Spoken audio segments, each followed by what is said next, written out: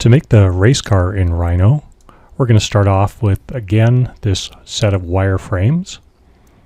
And you can see how the wireframes are separated out onto separate layers. There is a layer for the top curves. That is this black line right here. There's a layer for the front curves. Those are green. You can see those in the front viewport. A layer for the right curves. Those are the blue ones. You can see that in the right viewport. This is the layer we're going to be creating our surfaces on. There's also another layer for the maximum size, so that's the outline of this. There is a couple of hidden layers. We'll come back to those in a bit. First thing we want to do is just make sure we unlock this layer and unlock that layer. When a layer is locked, you cannot select anything on it, and we're going to need those in a bit. So the first thing we want to do is create a surface on top. So I'm going to expand to the perspective viewport. And I'm going to use these top curves to create a surface that'll drop on top of that. The command I'm going to use is loft. So surface and loft. Now, when I select these curves, it's important to select them in order and always on the same side. So start from the front, select 1, 2, 3, 4, 5. And notice I always select it on the right-hand side of my car. Once I'm done that, press Enter. And I'm just going to click on OK. Now, if you see this is because we are still in wireframe mode. So it did create a surface, but we can't see it. So if you see the wireframe, we're in wireframe mode. We're going to switch to shaded mode. And there's our surface. So the loft is like just dropping a big rectangle on top, and it just falls over top and conforms to these lines. Nice little function right there. The next one we're going to do is we're going to make the sides from these curves. The command I'm going to use is solid and extrude planar curve and straight. I'm going to select these curves to extrude and press Enter. And I want to drag straight up. And I also want to make sure I stop at the top line right here. So I'm going to go down here, make sure my end point snap is on. And I'm going to drag up until it snaps to that end point right there. And press Enter. All right. So you can see now I've made the top of my car, which is now hidden inside this solid, and the sides of my car. What I want to do now is something called subtractive modeling. So it's additive modeling is when you're adding surfaces. Subtractive modeling is when you're using one surface to cut away another. So what I would like to do is use this surface to separate this solid. I'm going to take the top part away and keep the bottom part. And then I'm also going to use this surface to cut away all the parts of the outside. Before I do that, I just have to double check to make sure that I am going to cut away the bottom part. These surfaces have two sides, a top and a bottom, or a front and a back. So I'm going to check this surface. I'm going to select just this surface right here. I don't need to select this. This is fine. I'm going to go to the Analyze menu and select Direction. What I want to look for is the direction of the arrows here. Now, if you notice that the arrows are all pointing downwards. Okay, so that means that this is the back side of my surface, and I would like them to be pointing downwards. If you see this, if you see your arrows are pointing upwards, you're going to have to go up here and click on Flip to make sure your arrows are pointing downwards. Normally, the side of a surface doesn't matter, but in the operation we're going to do, it is important. So once I'm done, make sure my arrows point downwards. I'm going to press Enter. Okay, so now I'm going to go to the Solid menu. I'm going to go down and pick Difference. All right, so first of all, what do I want to subtract from? I'm going to click this large solid that I made, and I'm going to press Enter. And then select the surface to subtract with, I'm going to select this surface and again press enter. And there we go. So what it did was it subtracted the difference between the two surfaces. Notice how it cut away the top half and not the bottom half. If you cut away the bottom half and you've left the top half, rewind this, go back, take a look at the direction your arrows are pointing in, make sure your arrows are pointing downwards. What I'd like to do too is I would like to round off the edges of my car here. So the command I'm going to use here is solid and fillet edge. So this is kind of like taking a piece of sandpaper and rounding off the edges. So I'm going to choose fillet edge. Now, right now, my radius, you can see up here, is set to 1. That is too big. And you can see what happens if I click on this and I say, I want this to be radius 1. Well, that's actually bigger than the car.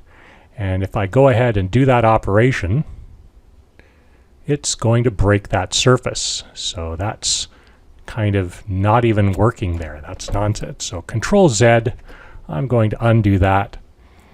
And I'm going to try that again. Solid, fillet edge, choose fillet edge. I'm going to go up here, I'm going to type in 0.1, so 1/10. And now I'll try and fillet that edge again. Select the edge, press enter, enter again. Okay, that is much nicer. So that is a nicely filleted edge. The fillet edge really depends on the curvature of your model and how big your surfaces are. Sometimes you just have to play around with it. Just for the heck of it, I'm going to fillet the bottom edge too. Okay. Good, good. All right, the next thing I want to do is I'm going to use this curve to scoop out a section inside here. So I'm going to make a little place for the driver to sit. And to do that, I'm going to go to the Surface menu and Extrude Curve Straight. So select curves to extrude. I'm going to choose this curve right here and press enter. So now you can see I am extruding that curve and I am turning it into a surface. The thing is though, I would like that surface to go to in both directions. I want to cut on the middle and on the sides. So I'm going to go up here to the command line, and you can see in the command line where my mouse is, it says both sides equals no. If I click on this, now it says both sides equals yes. And if I drag out, you can see, okay, yeah, now it's extruding out both sides. I'm going to press enter. All right. Now, again, I want to use this surface to difference this shape. And I want to cut away this part right here. So again, I'm going to select my surface. I'm going to go to Analyze and Direction. And I can see, okay, now my arrows are pointing the wrong way. So if I did a difference, oh no, sorry, the arrows are pointing the right way. The arrows are pointing in the direction of the part that I want to keep. If my arrows were pointing in this way, it would mean I wanted to keep this bit. My arrows are pointing this way, which means I want to get rid of this bit. I want to keep everything else. So I'm good with that. So now I'm going to do a solid difference. Select this. I want to subtract from. Press enter. And select this. Press enter. And there we go. Now I've cut away the part that I don't want. So one more thing I want to do is, because this is a CO2 powered car, I want to use it, and I'm going to, you see here, this is the CO2 cartridge. This is a little engine. And what I'd like to do is actually hollow this out so that I have a space here. So I need to drill this out. This is the shape of the hole I need to drill. But so what I'm going to do is, again, I'm going to subtract a cylinder from the inside of this, so that actually drills a hole out. So to make that cylinder, I'm going to start with this curve. I'm going to go solid, extrude planar curve, straight. And I've got both sides equals yes is turned on. If yours is just going in one direction, go up here and click on both sides. Make sure it says yes. And for the extrusion distance, I'm going to type in 2 and press enter. Okay, so now my cylinder is inside and outside of the car. I'm going to do solid, difference, select this part, press enter, select this part, press enter, and there we go. I have just drilled a hole where my CO2 cartridge would be. Okay, there is one more piece that I need to make, and that is the fairing, but I can't see the fairing right now because it's inside of my model. So I am going to switch over to wireframe mode, and this is the piece I need to make for the fairing.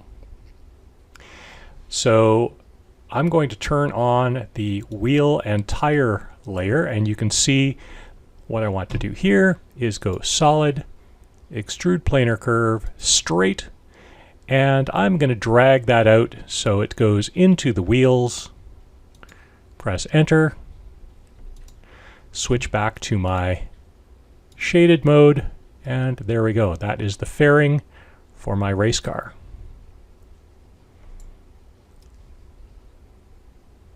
So that's the CO2 car. Now the last thing you're going to want to do is give it some color.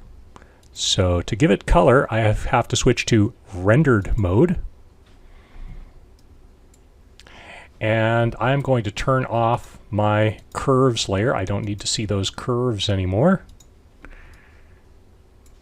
I'm going to go to the rendering settings. I'm going to choose a 360 environment, which is the studio. So that's going to give me some interesting lighting there. I'm going to make a ground plane.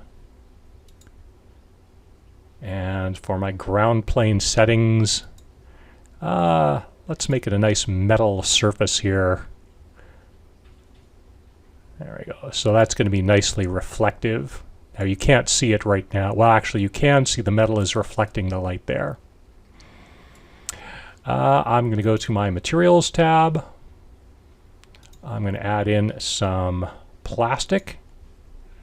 Let's say red.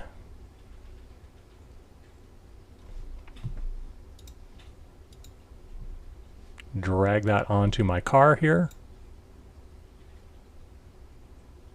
And now you can see I've got a nice shiny red race car. Now notice that the whole thing is red. If I would like it to be different colors, what I can do is I can select the body here, go to Edit, and Explode. Okay, so what that does is instead of every surface being all joined together, every surface is separate. So for instance, if I want to add in, let's add in some paint, make that black. And I can make the driver's seat black. The driver's seat's made up of a bunch of different surfaces.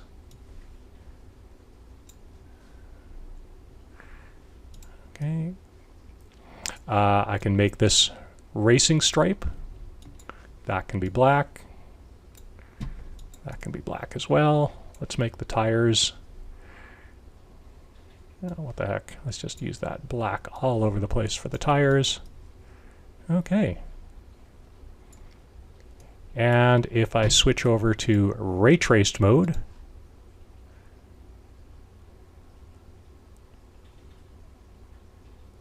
it will take a couple of seconds, but there we have a much nicer view. And like I said, the rendering takes a few seconds to actually come into play, but you can see now I have the reflection of the car in the metal surface. And if I angle it right, the light looks much more interesting.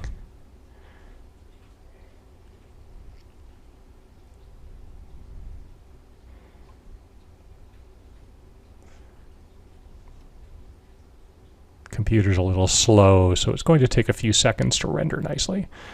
But there you have it. There's the CO2 car.